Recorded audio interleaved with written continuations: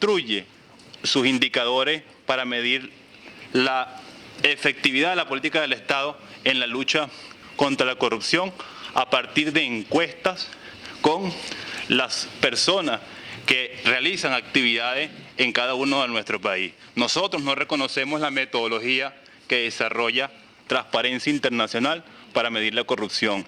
Venezuela tiene muestra fehaciente, suficiente, para demostrar que la lucha contra la corrupción forma parte de una política sostenida de nuestro Estado, desarrollada por todas nuestras instituciones, pero que ha sido incluso asumida como una bandera por nuestro presidente de la República. En el tema de la consulta a los pueblos indígenas y su vinculación con el tema minero, nosotros debemos decir que nuestro gobierno, a través de su política soberana de rescate de las riquezas minerales, derogó el sistema de concesiones mineras para la extracción y procesamiento del oro que habían otorgado gobiernos precedentes a empresas transnacionales y actualmente reorganiza las fuerzas productivas que explotan el oro y otros minerales del país. Actualmente se está preparando lo necesario para la elaboración de un proyecto estratégico que permita cuantificar y certificar las reservas mineras, a los fines de luego planificar y diseñar la explotación controlada, por lo que se ha elaborado las líneas de acción y el mapa de ruta, que será llevado adelante a través de una empresa de exclusiva propiedad del Estado venezolano, conformando alianzas estratégicas. Una vez que se realice este registro y antes de proceder a la asignación para la explotación correspondiente, se iniciarán las consultas previas e informadas cuando se trate de zona indígena. Bien, muchísimas gracias. Fíjense, sobre otros temas, yo imagino que en el mismo momento que se formularon las preguntas, las personas iban sacando la cuenta del tiempo que dedicaban para hacer la pregunta y el tiempo de la respuesta. Yo voy a concentrar, presidente, algunas respuestas en el marco conceptual. Sin embargo, quisiera invitar a que se nos escuche, que se vean los datos, que hemos consignado y que eso se haga sin prejuicio. Voy a reforzarlo. Y que eso se haga sin prejuicio. Porque puede que a veces las fuentes de información se contaminen. Y es sumamente importante tener el rigor metodológico, tener el rigor desde el punto de vista de la contundencia de los datos para poder sencillamente hacer las valoraciones del caso.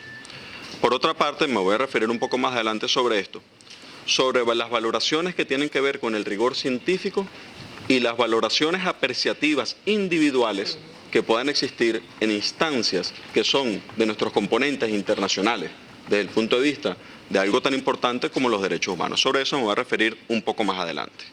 Sin embargo, el día de ayer y buena parte de la sesión se ha estado hablando de los datos, se ha estado hablando de la información. Creemos que hemos sido abundantes en los datos y en la información.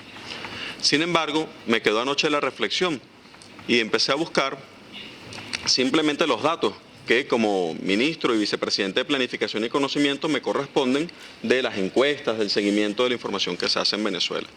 Sobre todo porque se decía que hacía falta información desagregada por sexo y hacía falta información desagregada por grupo etario. Eso era uno de los temas que se decía. Después me puse a pensar, empecé a buscar todas las fuentes de información y sencillamente toda la información absolutamente de nuestro país está desagregada espacialmente, está desagregada por edades, está desagregada por sexo, está desagregada a todos los niveles. ¿Por qué ocurre así? Porque a diferencia de otros países, nosotros no hacemos proyecciones, nosotros hacemos levantamiento de la información en sitio. La manera en que nosotros recogemos de la información, incluso la información censal, o podemos incluso decir más allá, nuestros resultados electorales nunca verán en nuestros resultados electorales una proyección o una encuesta a boca de urna. Verán en conteo de votos, que es distinto a otros mecanismos que existen en otras partes. Es decir, que para nosotros el rigor y la contundencia del dato pasa a ser un tema fundamental. ¿Cómo se recoge y cómo se compila la información en nuestro país?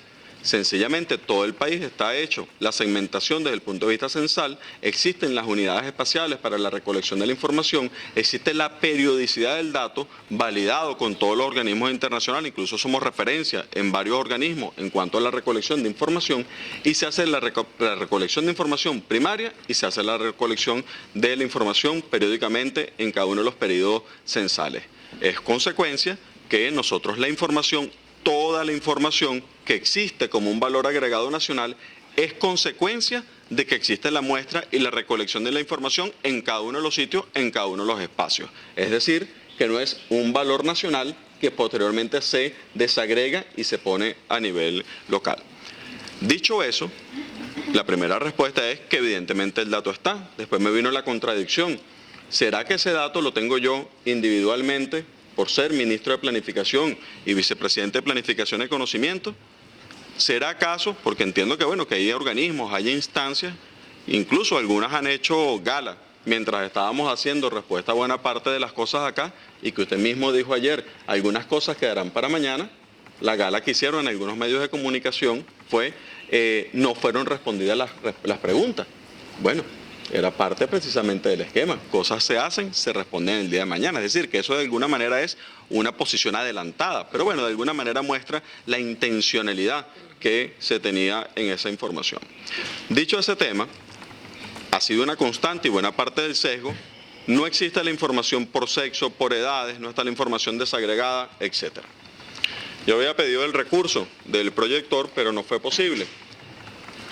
Fui a la página, pensé, no, eso debo ser yo que tengo un privilegio en la información. Bueno, voy a la página del Instituto Nacional de Estadística, la página que está disponible en la página web para todo el mundo, agarro ahí, por ejemplo, y busco una información, por decir una, boletines electrónicos. Y cuando me aparece boletines electrónicos, una de las preguntas que se formulaba el día de ayer, nada más y nada menos que tenía que ver con los indicadores de género.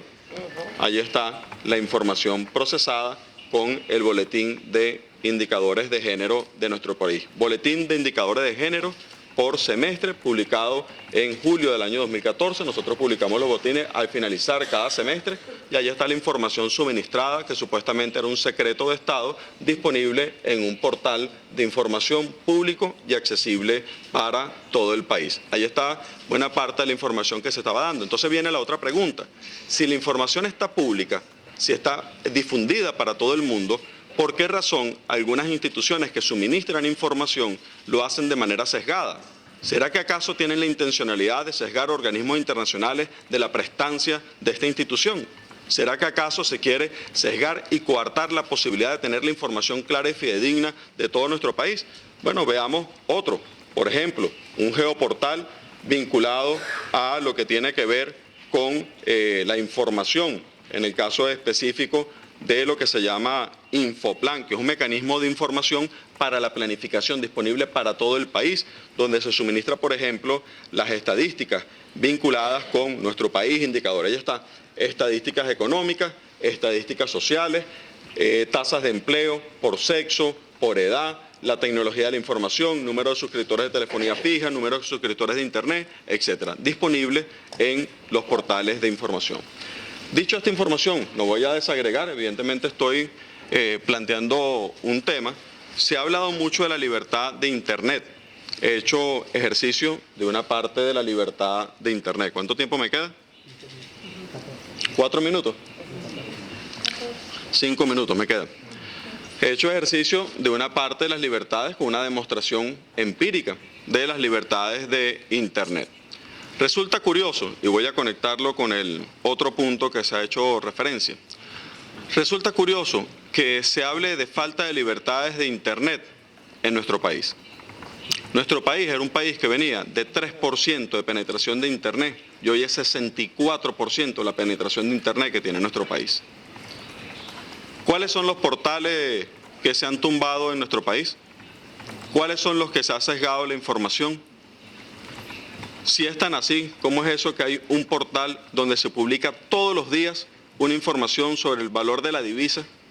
una información que no es oficial y con ese valor precisamente se hace gala de una guerra económica. Permítame, yo sí le voy a responder el tema de la guerra económica con toda profundidad, acto seguido.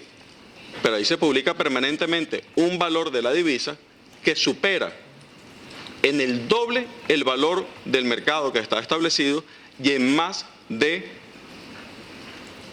30 veces el valor de nuestra divisa oficial. En más de 30 veces. Y usted lo debe saber porque eso ocurre en las casas de cambio en Cúcuta, que es donde ocurre precisamente buena parte de la operación de todo ese sistema cambiario en nuestro país. ¿Qué quiere significar esto y la importancia que tiene? Antes de responder a la guerra económica, me parece muy interesante el enfoque que usted hace. Eso es parte del enfoque desde el punto de vista conceptual, de cómo las guerras económicas forman parte de un concepto desde el punto de vista geopolítico. Yo voy a responder a eso, pero no puedo dejar de decir algo antes de ello.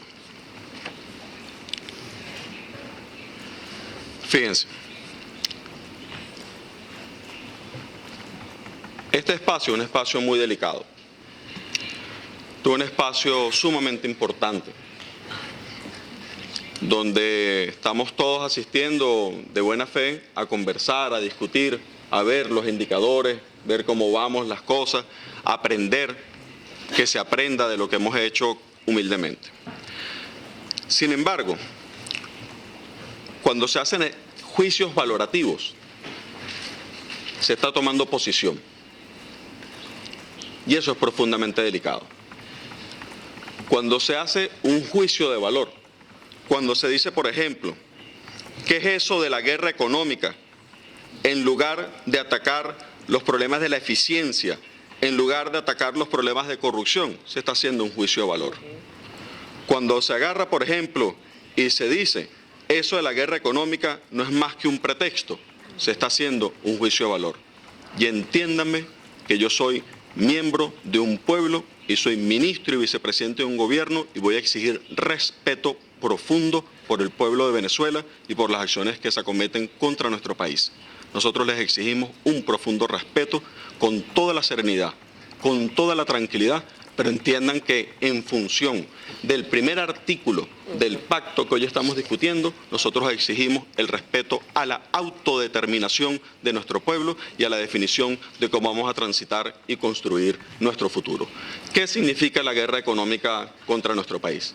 ¿Qué significa esa agresión que hemos tenido? ¿Qué indicadores tenemos en función de una guerra económica? Eso debería